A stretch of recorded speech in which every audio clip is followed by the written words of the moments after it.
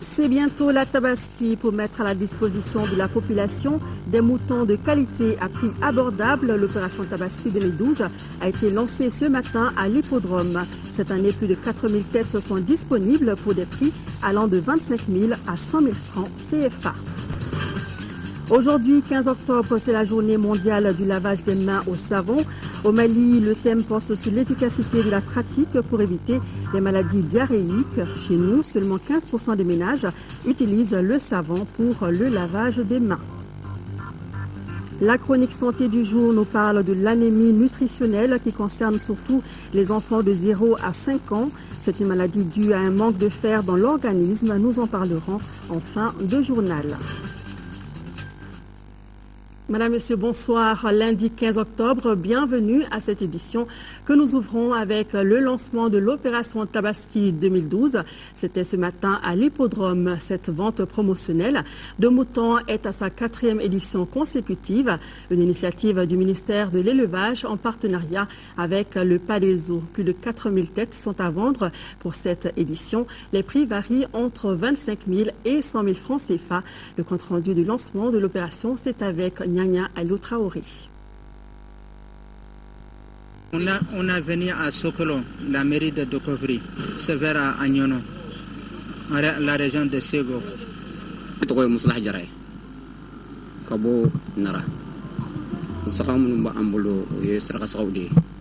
Différentes provenances, mais même objectif, celui de fournir aux Maliens pour la fête de Tabaski un mouton de bonne qualité et surtout à un prix abordable. Voilà ce dont à quoi s'attelle depuis 4 années consécutives le programme d'appui au développement durable de l'élevage au Sahel occidental, PADESO. Cette activité commerciale vise 2 objectifs principaux, à savoir la création de revenus substantiels pour les agro-éleveurs et groupements de femmes. Le deuxième objectif vise à approvisionner le district de Bamako en moutons de qualité à des prix acceptables.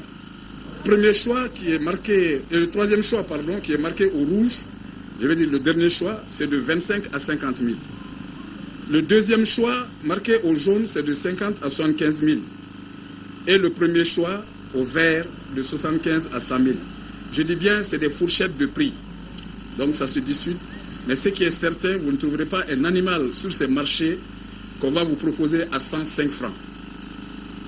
L'opération Tabaski va se dérouler cette année sur 4 sites de la capitale. En commune 2, au stade de l'hippodrome. En commune 4, au terrain Chahaba de Lafiabougou. En commune 5, au stade Suleiman Mori Koulibaly. Et enfin en commune 6, au stade de Sogoniko. Pour cette opération, c'est plus de 4000 têtes qui seront sur le marché. Je n'ai pas encore fait mon choix, mais j'ai ciblé déjà, n'est-ce pas, quelques moutons ici que je vais venir chercher, Inch'Allah. C'est en tout cas parti pour 10 jours de vente promotionnelle. En attendant le jour J, les vendeurs prennent bien soin d'un mouton pour qu'il devienne encore plus dodu et plus juteux à faire languir les papilles le jour de la fête. Tout à fait, Nyanya. Si les marchés de vente promotionnelle de moutons sont bien approvisionnés, ce n'est pas le cas des autres marchés à bétail. C'est le constat fait par notre équipe de reportage qui a sillonné quelques points de vente de la capitale. Il ressort aussi que les prix des moutons sont très élevés par endroits. Ils varient entre 60 000 et 250 000 francs CFA. Les marchands de bétail et acheteurs estiment n'avoir pas constaté sur le terrain la décision du gouvernement d'annuler toutes les taxes sur le transport des moutons, suivant le reportage de Bouraba Traoré. Aux différents marchés de bétail de Bamako, le même constat semble se dégager. Pas de moutons en quantité suffisante. L'une des raisons évoquées est la crise au nord du Mali. Cette partie du pays était pourvoyeuse des marchés de la capitale. À cause de l'insécurité, très peu d'animaux viennent du septentrion malien. Une situation qui semble influer sur les prix des moutons. wa mugan fila dɔw bɛ yen an b'o feere wa 12 dɔw bɛ an b'o feere wa 8 dɔw bɛ an b'o feere wa 9 dɔw bɛ yen wa 15 wa 16 bɛ wa 20 bɛ yen wa 8 ta bɛ yen wa 10 ta bɛ yen fo ka taa se wa 20 fo ka taa se wa 30 fo ka taa se wa 40 Pour les marchands de bétail, ces prix restent abordables et même accessibles aux populations. Faux, rétorquent certains acheteurs interrogés. Ces derniers trouvent au contraire les prix exorbitants. Bon, il m'a vraiment. Le prix des moutons cette année, c'est très difficile. Salo, ça va d'accord avec l'année n'importe quoi. N'tado il vient à gagner à quoi faire? Passer sans connaître, d'accord non. Pourtant, le gouvernement a décidé récemment d'annuler toutes les taxes sur le transport des moutons, soit 2 semaines avant la fête et 1 semaine après. Une décision qui devrait naturellement avoir un impact sur le prix des animaux. Sur le terrain, la réalité est tout autre. Le taxi, mais nous, le gouvernement a fait taxi, ça va coller. Taxi, quoi de bini, à manière fouille. Ça va d'accord. Ndé ko mo lade saka daga gelen ready saka daga gelen anga ñu saka frela fo kanyine ala yere kama ani kira yere kama anga ñu gona me. À l'origine de cette cherté des moutons sur le marché, les tracasseries routières. Certains marchands de bétail approchés estiment avoir déboursé des sommes énormes au niveau des différents postes de contrôle.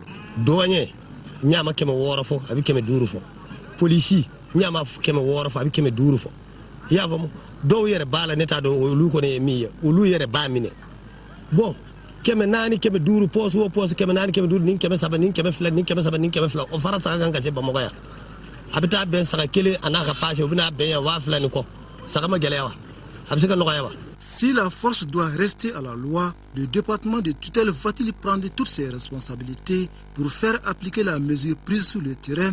En tout cas, il y va de l'intérêt des consommateurs. Le monde célèbre ce 15 octobre la 5e édition de la journée mondiale du lavage des mains au savon. Ici au Mali, l'événement a été marqué par une cérémonie en 2 étapes. D'abord, la leçon modèle sur le lavage des mains à l'école des malentendants Sisa Nyamakoro en présence du ministre de la Santé et de ses collègues de l'éducation et de l'action humanitaire. La célébration proprement dite s'est déroulée à la Cité des enfants. Le thème choisi cette année est « Lavage des mains au savon, une pratique efficace pour lutter contre le choléra et les autres maladies diarrhéiques. » Au Mali, seulement 15% des ménages utilisent le savon pour le lavage des mains. Sira Bachili nous en parle. Un ministre de la Santé tout le matin à l'école, c'est pour faire passer le message du geste qui sauve des vies. Se laver les mains au savon, une pratique qui protège contre les maladies diarrhéiques, maladie qui constitue la 3e cause de consultation au niveau des centres de santé au Mali. Et les plus touchés sont les enfants, d'où le choix des écoles pour lancer les activités de cette journée mondiale du lavage des mains au savon, 5e édition. Notre pays, vous savez très bien que la jeunesse constitue plus de 50% de notre pays. C'est pour pouvoir éviter les maladies diarrhéiques qui constitue un problème de santé publique dans notre pays. Donc nous invitons fortement les enseignants à inciter les enfants à se laver la main au savon avant de manger, avant de préparer à manger et avant de donner à manger. Nous pensons que nous aurons les effets escomptés. Les acteurs de la santé ne se sont donc pas trompés de cible. Le message semble être déjà perçu. On doit laver les mains avant de manger au savon. Quand tu es sorti des toilettes, tu laves les mains avec du savon. Dans ce message, j'ai compris que tout ce qu'ils ont dit, c'est la vérité. Bon, si on lave la main avec le savon, c'est mieux pour nous-mêmes, ça nous protège. La sensibilisation doit donc être faite à tous les niveaux, surtout que les régions du nord du Mali ont connu quelques cas de choléra cette année, raison pour laquelle cette journée a été placée sous le signe de l'intégration des pratiques d'hygiène avec l'aide des partenaires. On va continuer, on va monter en puissance. Actuellement, dans le domaine de l'eau et de l'hygiène et l'assainissement, on est en train de multiplier par presque 2, voire 3 maintenant nos budgets pour essayer effectivement de toucher encore plus de monde et plus de régions. Plus on va faire une sensibilisation autour de ce thème et mieux ce sera pour essayer un petit peu de toucher les gens et de toucher l'esprit des gens, de convaincre les gens d'adopter ces meilleures pratiques. À ajouter à la liste des pratiques d'hygiène, en plus du lavage des mains au savon, le traitement et la bonne conservation de l'eau à boire et l'assainissement du milieu environnemental, des actes qui permettent de maintenir la bonne santé. Ce 15 octobre, c'est aussi la journée internationale de la femme rurale. Le thème porte sur la revendication du droit à la parole des femmes rurales dans les réflexions sur le changement climatique et la paix. En 4e région, la journée a été célébrée à Bla en présence de 5 membres du gouvernement et du gouverneur de Ségou. Les temps forts de la cérémonie, c'est avec Dosso Sangaré depuis Ségou. Cette journée a été célébrée sous le signe du changement climatique et de la paix. Le Mali a voulu mettre en exergue le rôle important que joue la femme rurale dans la restauration perturbée par les changements climatiques et dans le maintien et la consolidation de la paix. La Journée internationale des femmes rurales, qui se veut un espace de communication, permettra aux femmes de s'informer et de se former. Le gouverneur de la 4e région a salué la tenue de cet événement dans sa région. Bourema Sieba a invité les femmes rurales à persévérer dans leur action en faveur du développement socio-économique. Le choix du thème nous paraît très important. Revendiquer votre droit à la parole dans les réflexions sur les changements climatiques et la paix, c'est un sujet important à plus d'un titre.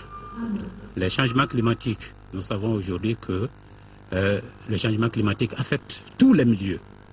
Et les femmes rurales sont les premières victimes de ces changements.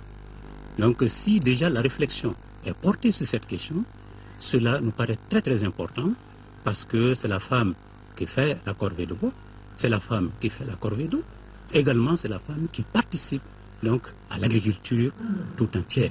Incontournable des tâches agricoles quotidiennes, de cerner les notions de changement climatique, son rôle pour la préservation de la paix. Les femmes doivent être impliquées dans les grands débats et les prises de décision ayant trait au changement climatique, mais aussi à la paix. La contribution des femmes est vitale en tant que productrices d'aliments dans un monde où la montée des eaux et des températures aggrave les conditions de production, de diminution de la superficie arable et de progression de la désertification. Il importe donc au plus haut niveau d'accroître leur capacité d'intervention et de rendre leur production plus durable au moyen de l'éducation, la formation, le renforcement des capacités et la promotion des technologies appropriées pour éviter la famine massive et parvenir à la sécurité alimentaire. Autre temps fort de cette cérémonie, la remise des diplômes d'équipement agricole au groupement de femmes et la visite des stands des femmes transformatrices de produits agricoles. Demain, 16 octobre, une autre journée mondiale sera célébrée, celle de l'alimentation. Les coopératives agricoles nourrissent le monde, c'est le thème de cette édition. À cette occasion, le directeur général de la FAO, José Graziano da Silva, a adressé au monde entier un message dans lequel la FAO évoque les difficultés que traversent les producteurs pour récolter les fruits de leur travail. Nous vous proposons un extrait de ce message lu par le représentant de la FAO au Mali, Dr Thierry Angela Ondo. Il est au micro de Tiemoko Sagara. Cette année, la Journée mondiale de l'alimentation a pour thème « Les coopératives agricoles nourrissent le monde ». Ce thème a été choisi pour montrer combien les coopératives agricoles et les organisations de producteurs contribuent concrètement et de multiples façons à assurer la sécurité alimentaire, à créer des emplois et à sortir les gens de la pauvreté. Les coopératives agricoles sont les alliés naturels de la FAO et de ses partenaires dans la lutte contre la faim et l'extrême pauvreté. Leur importance a aussi été reconnue par l'Organisation des Nations Unies qui a proclamé 2012 Année internationale des coopératives. Pendant les 3 décennies qui ont vu le déclin des investissements nationaux dans l'agriculture et celui de l'aide publique au développement, des milliers de petits producteurs ont lutté pour faire face à l'instabilité et aux crises qui bouleversaient le climat, les marchés et les prix, et pour surmonter ces difficultés. Chaque jour, dans le monde entier, les petits producteurs continuent à se heurter à des difficultés qui les empêchent de récolter les fruits de leur travail et de contribuer à la sécurité alimentaire. Nous avons les moyens d'éliminer la faim et la malnutrition. Il faut pour cela établir un environnement favorable qui permette aux petits producteurs de tirer pleinement parti de toutes les possibilités qui s'offrent à eux. À l'instant, le représentant de la FAO au Mali. Demain, 16 octobre, nous célébrons donc la journée mondiale de l'alimentation. La caravane de presse de la campagne Tous et Chacun était dimanche dans le cercle de Djema sur place. Elle a suivi une séance de causerie éducative sur les meilleures pratiques de l'allaitement et de l'alimentation de l'enfant. Notre équipe de reportage qui est de la caravane a pu visiter un site d'agents de santé communautaire qui rapproche davantage les populations de certains soins essentiels. Envoyé spéciaux Aboubakar Traoré et Tchessira Dambeli.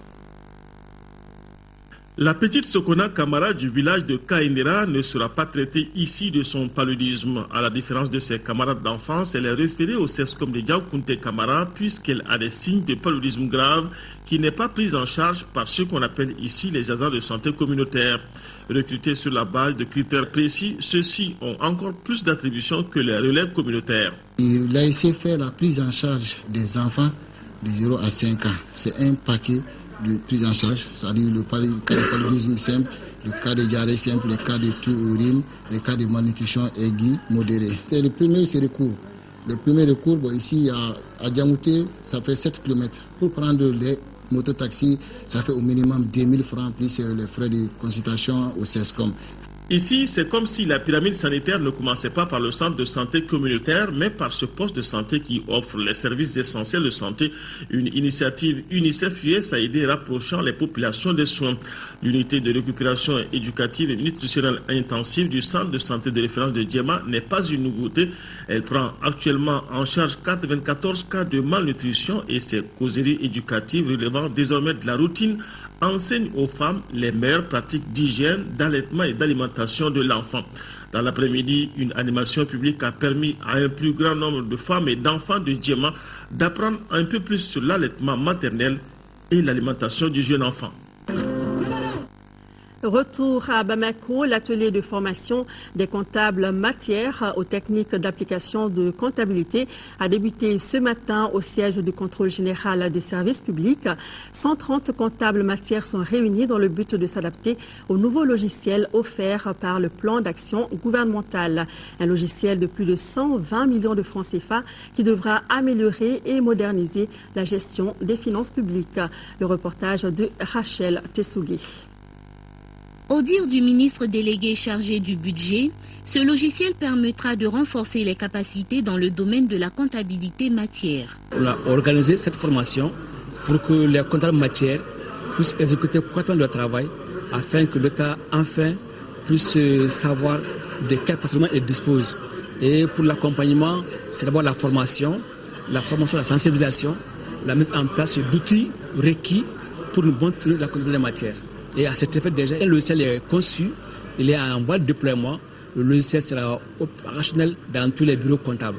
Pendant 5 jours, les 130 participants vont découvrir les notions essentielles de comptabilité matière à travers différents modules. Les différents modules, puisque les comptables matières auront à se familiariser sur les documents de mouvement d'abord, les documents de base, ensuite les documents de gestion de la comptabilité matière, par rapport aux nouveaux textes qui sont en vigueur présentement. Selon les participants, cette formation leur offre l'occasion d'être suffisamment outillés pour pleinement exercer leurs tâches de recensement et de suivi comptable. Vraiment, cette formation est très avantageuse pour nous parce que ça nous permet de laisser l'ancien système et de venir avec de nouveaux systèmes. Donc les hommes doivent changer avec la technologie également. C'est pour cela que nous sommes venus pour la formation. Les agents comptables matières ainsi formés couvriront la totalité des services à l'exception de ceux soumis par une réglementation particulière à une comptabilité industrielle et commerciale. Autre célébration ce 15 octobre, la journée internationale de la canne blanche, une occasion pour l'Union malienne des aveugles de nouer un partenariat avec la Fédération nationale des syndicats des conducteurs routiers du Mali. Objectif, informer les usagers de la route sur le respect de la canne blanche. La cérémonie s'est déroulée au siège de la Fédération nationale des syndicats des conducteurs routiers, Sisa Faladje, suivi par Moussa Fani. À travers cette cérémonie de remise, La Fédération nationale des syndicats des conducteurs routiers tient à informer et sensibiliser les usagers de la route sur l'importance de la canne blanche. L'événement s'inscrit dans le cadre de la célébration de la journée internationale de la canne blanche. Le choix de la Fédération des conducteurs routiers se justifie par le fait qu'ils sont les premiers usagers des routes en République du Mali. Nous avons jugé utile de remettre la canne blanche à cette fédération afin que le maximum des conducteurs routiers puissent être sensibilisés sur l'attention qu'ils doivent porter à l'endroit des personnes non-voyantes ou malvoyantes qui ont des cannes blanches lorsqu'ils sont dans la circulation. Nous sommes très fiers, mes collègues et moi, de ces gestes qui nous va tout droit au cœur. Nous sublimons votre geste parce qu'il nous interpelle à notre devoir de solidarité envers nos prochains. Il met devant notre responsabilité face à nos frères que vous êtes. Aussi, notre fédération fait le vœu de continuer à être votre partenaire dans la gestion du transport de nos frères que vous représentez. La canne blanche est un outil de protection dans la vie des non-voyants. Depuis 1972, le Mali célèbre cette journée. Ce communiqué a porté à votre attention le bureau exécutif du Conseil national des personnes âgées du Mali, en collaboration avec l'Association malienne de lutte contre le glaucome, informe les populations du district de Bamako et environ qu'il organise des journées de consultation ophtalmologique avec dépistage du glaucome et intervention chirurgicale gratuite de la cataracte dans le cadre de ces activités du mois de la solidarité et de la lutte contre l'exclusion, 18e édition 2012, du 17 au 25 octobre à la Maison des Aînés. Ces journées sont soutenues par Sight Savers International et exécutées par le Programme national de lutte contre la cécité. Les personnes intéressées par le présent communiqué sont priées de se présenter à la Maison des Aînés aux dates suscitées, à savoir du 17 au 25 octobre à la Maison des Aînés. Actualité internationale, le président mauritanien blessé par balle dans la nuit de samedi à dimanche à 40 km de la capitale mauritanienne est à Paris dans un hôpital militaire pour se soigner. Sa vie ne serait pas en danger de son lit d'hôpital et s'est exprimé pour rassurer son peuple. L'hôpital militaire de Percy à Clamart, en banlieue parisienne, le président mauritanien est admis depuis dimanche après-midi dans le service des urgences. Selon la version officielle, Mohamed Ould Abdelaziz reçoit des soins complémentaires après une première opération subie à Nouakchott samedi soir. Il a été blessé par balle à une quarantaine de kilomètres de la capitale alors qu'il rentrait par la route d'un voyage en province. Une erreur de tir en provenance d'une unité de l'armée, a-t-il affirmé lui-même peu avant son départ pour la France. Je veux rassurer tout le monde sur mon état de santé. Après l'incident commis par erreur par une unité de l'armée.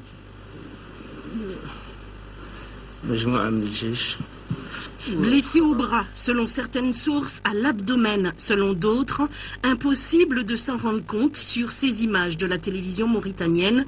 Ancien général, arrivé au pouvoir par un coup d'État en 2008, élu en 2009, le président mauritanien a déjà eu à faire face à plusieurs tentatives d'attentats, dont un le visant, et il a été plusieurs fois menacé de mort par AQMI, Al-Qaïda, au Maghreb islamique, qui l'accuse de mener pour la France une guerre par procuration contre ses combattants. À présent, l'essentiel de l'actualité sur le continent en bref, avec la réélection de l'opposant camerounais John Fondi à la tête de son parti. Nous parlerons aussi de l'élection d'un nouveau Premier ministre en Libye. Et tout de suite, direction le Nigeria, où une fusillade a fait 21 morts. Le village d'Odogondawa, dans le nord du Nigeria, est encore sous le choc après la fusillade qui a fait hier 21 morts parmi ses habitants. Les victimes auraient été abattues par un groupe d'hommes armés, dont certains déguisés en policiers. Selon un porte-parole militaire nigérian, cette zone serait infestée de voleurs armés qui n'hésitent pas à s'en prendre aux fidèles à la sortie des mosquées. L'État de Kaduna, où s'est déroulée cette attaque, a été le théâtre de violences intercommunautaires au cours des derniers mois. Le groupe islamiste Boko Haram y a revendiqué des attentats suicides contre 3 églises qui ont provoqué des représailles de chrétiens contre des musulmans.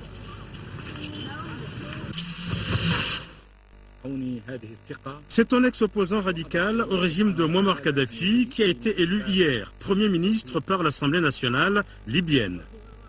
Âgé de 62 ans, Ali Zeidan a 2 semaines pour former son gouvernement. Il a d'ores et déjà annoncé que la construction d'une armée et d'une police sera la priorité de ses priorités. Son élection est intervenue une semaine après l'éviction du Premier ministre Mustafa Abou Gajour. L'Assemblée nationale a rejeté à 2 reprises la composition du gouvernement qu'il avait proposée.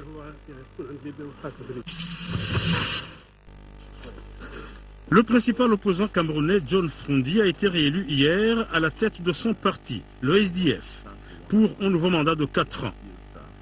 Âgé de 71 ans, John Froundi est à la tête du Parti social-démocrate camerounais depuis sa création en 1990.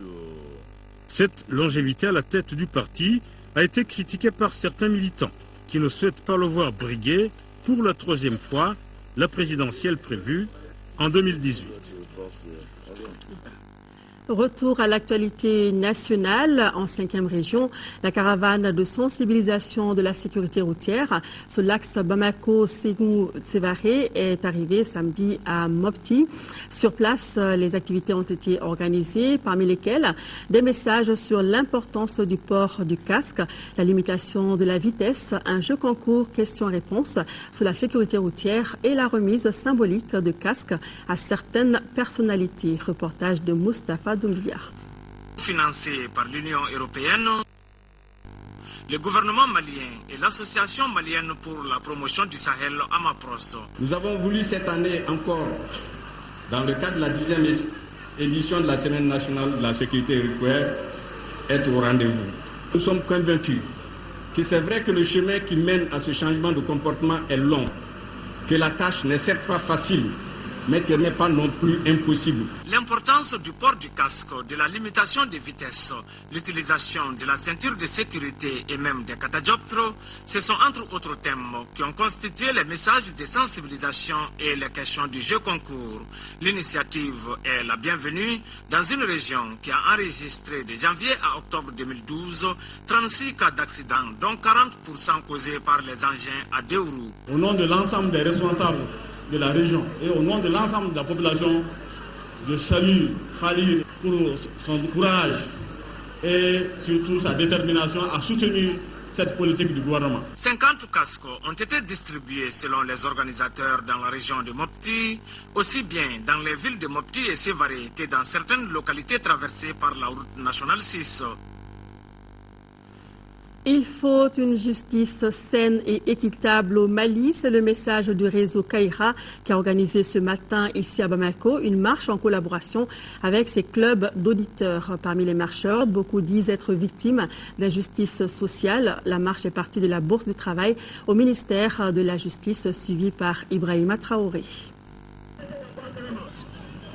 Radio Kaira et ses amis marchent pour demander justice. La chaîne affirme être victime de campagnes de dénigrement et d'attaques physiques sur son personnel depuis le 22 mars dernier. Les responsables du réseau Kaira estiment que leur radio a toujours lutté contre les violations des droits humains, les détournements des deniers publics ou encore les fraudes électorales. C'est le réseau de communication Kaira qui est une communication au service des plus démunis, qui a aussi été victime plusieurs fois d'attaques. Mais en réalité, c'est une radio qui est présentée comme la radio qui sème la violence. Alors que c'est une radio qui a été victime de violence depuis sa création jusqu'à aujourd'hui, on n'en parle pas. Tout ce monde qui est là, ce monde à longueur de journée passe à Radio Kaira, pose leurs problèmes. Pose les problèmes comme si nous étions une institution judiciaire. Nous ne sommes pas une institution judiciaire. Les marcheurs estiment être victimes d'injustice sociale. Ils sont regroupés au sein de l'association Radio Libre Kaira, une association qui dit se battre contre les destructions des maisons des populations pauvres au profit des riches, la privatisation des entreprises et services publics et le licenciement des ouvriers. Tout cela est contenu dans un document remis au ministre de la Justice. Nous œuvrons nuit et jour dans le sens de meilleur fonctionnement du service public de la justice. L'équipe qui m'accompagne et moi-même, nous sommes tous dédiés à cela. Les initiateurs de cette marche entendent poursuivre la lutte pour une justice saine et équitable au Mali. Assez de larmes ont coulé à cause de l'injustice, affirme-t-il. Le ministre de la Culture était ce matin au Palais de la Culture. Le ministre Boubacar Amadoune Kébé était parti encourager des jeunes artistes en répétition dans le cadre d'un concours de repérage de jeunes talents. C'est un concours de création, de production et de diffusion d'œuvres artistiques intitulé Sokoma Dolo. La compétition va opposer 10 jeunes filles et garçons repérés à travers les 8 régions et le district de Bamako après une première confrontation entre les candidats et ont demandé leur participation au concours. Le ministre de la Culture en a profité pour rendre visite aux formations nationales. Il s'agit du ballet malien, du théâtre national et de l'ensemble instrumental.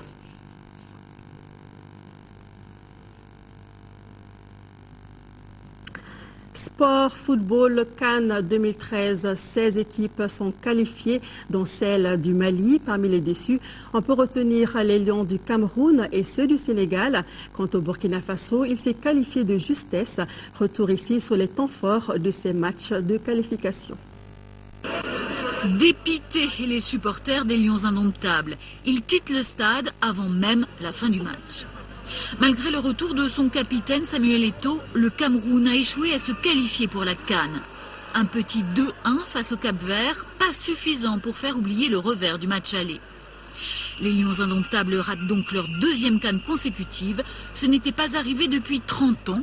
Ce sont les requins bleus qui connaîtront les joies de la phase finale pour la première fois de leur histoire. On a quand même payé 1000 francs pour venir ici là.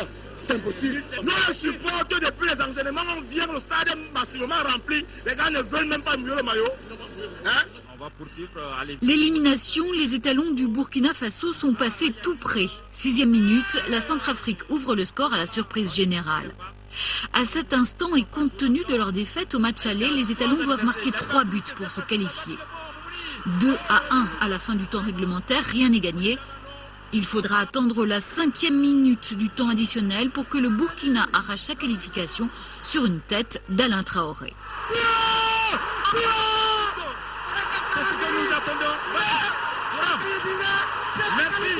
Qualification à l'arraché pour le Niger aussi. Le MENA s'impose 2-0 contre la Guinée dans le dernier quart d'heure. Le Niger qui disputera la 2e CAN de son histoire.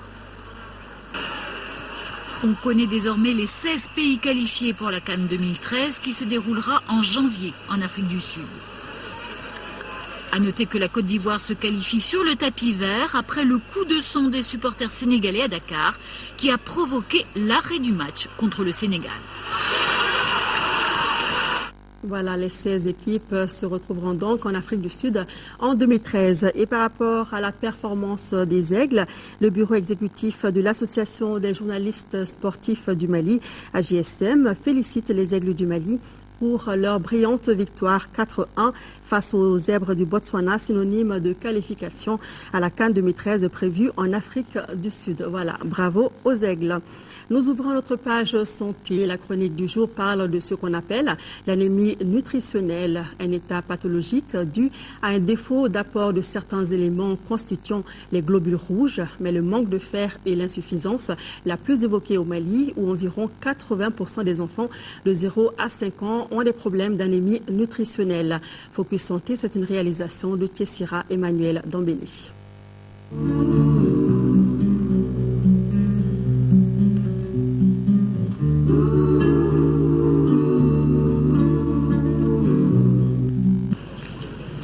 En médecine, on parle d'anémie quand le taux sanguin d'hémoglobine est bas. Le taux bas de cette substance qui permet de transporter l'oxygène dans le sang est causé par un manque de fer dans 90% des cas et fait partie des causes du manque de sang chez l'individu.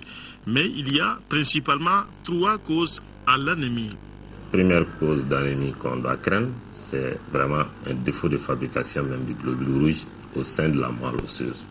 Et la seconde, ce serait un saignement, une hémorragie quelconque.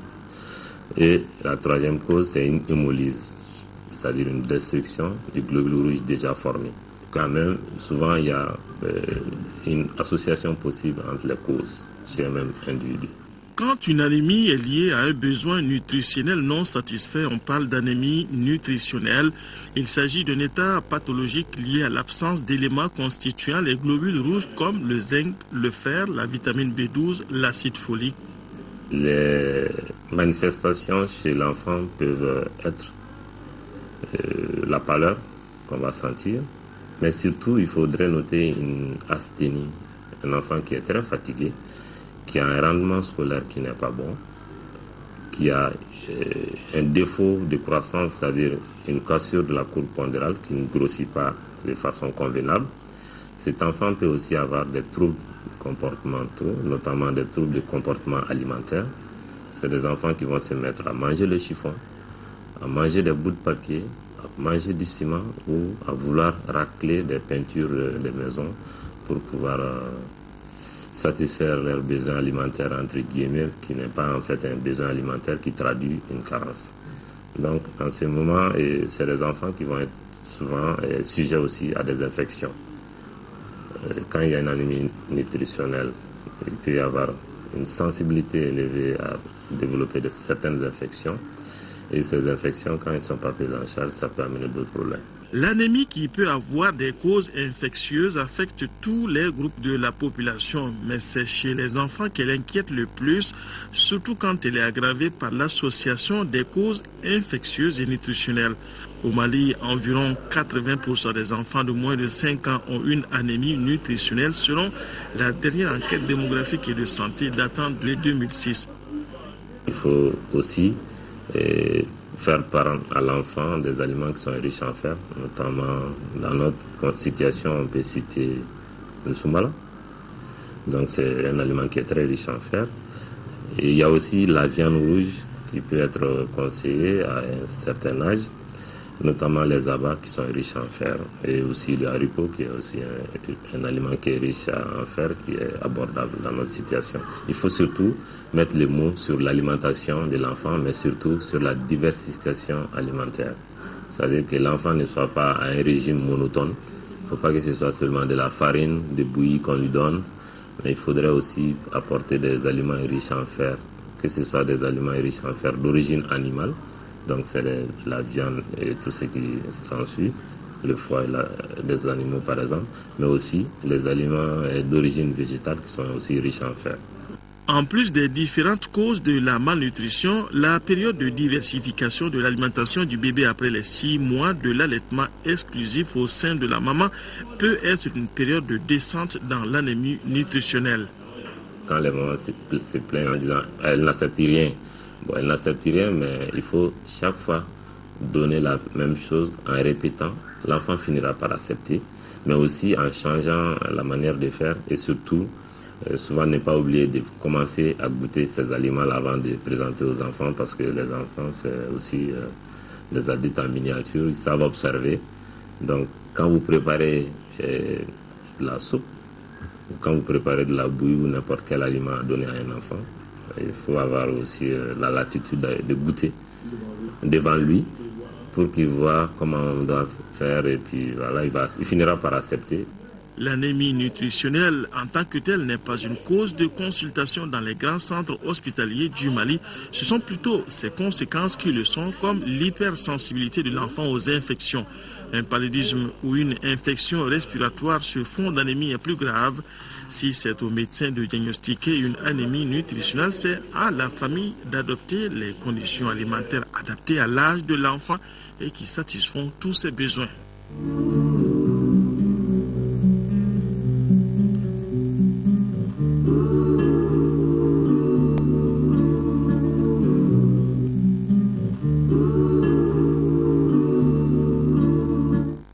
Voilà, cette page santé met fin à cette édition. Merci de l'avoir suivi. Tout à l'heure, le journal des formations avec Mohamed Touré. Demain, 10h-13h, Aïssata Ibrahim Maïga. Je vous retrouve dans les éditions du soir. Merci et restons de cœur rédaction avec nos compatriotes des régions du Nord vivant sous occupation. Merci.